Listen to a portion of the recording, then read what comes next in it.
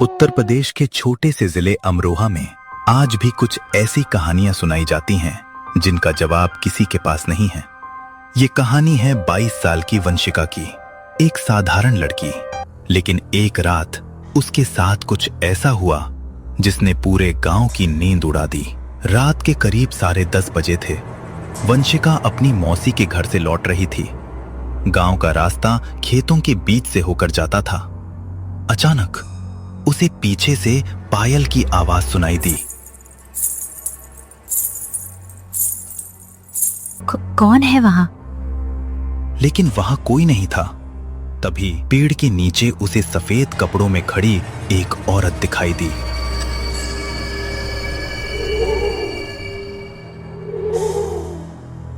उसके लंबे बाल चेहरे पर थे। वंशिका डर गई और दौड़ते हुए घर पहुंच गई। वंशिका, खाना खा लो बेटा। कोई जवाब नहीं। जब मम्मी कमरे में पहुंची तो देखा वंशिका कमरे के एक कोने में बैठी थी और दीवार को घूर रही थी। क्या हुआ? वंशिका ने धीरे धीरे सिर घुमाया, लेकिन उसकी आंखें पूरी सफेद दिखाई दे रही थी। अगले दिन से वंशिका बदलने लगी। कभी किसी से बात नहीं करती। रात के 2 बजे घर के सभी लोग सो रहे थे। अचानक रसोई से बर्तन गिरने की तेज आवाज आई। वंशिका छत के बीम पर बैठी थी और वो जोर जोर से हंस रही थी।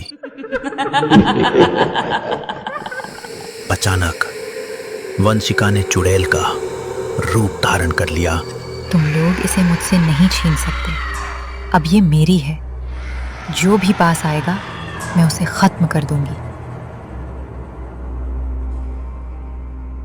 अगली सुबह पूरा गांव वंशिका की चर्चा कर रहा था। कोई कह रहा था उस पर साया है, कोई कह रहा था रात वाले पेड़ के पास कुछ था, लेकिन किसी के पास कोई जवाब नहीं था। तभी गांव के एक बुजुर्ग हाजी अब्दुल चाचा घर आए। घबराओ मत, अमरोहा में शाह विलायत साहब की दरगाह है।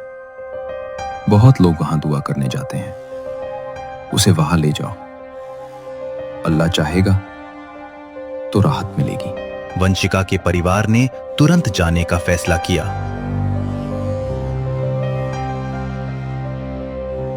आखिरकार वे शाह विलायत साहब की दरगाह पहुंचे। परिवार ने वहां दुआ की। वंशिका कुछ देर तक बेचैन रही, फिर धीरे धीरे उसकी सांसें सामान्य होने लगी। उसका चेहरा शांत हो गया और उसने पहली बार अपनी असली आवाज में कहा, मम्मी, हम यहाँ कैसे आए? मम्मी की आंखों में आंसू आ गए। उन्होंने बेटी को गले लगा लिया।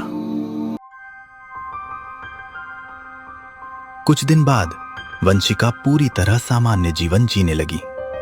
लेकिन गांव के लोग आज भी कहते हैं, रात के समय उसी पुराने पेड़ के पास कभी कभी पायल की आवाज सुनाई देती है, और जो भी उस आवाज का पीछा करता है वो दोबारा उस रास्ते से अकेले नहीं गुजरता।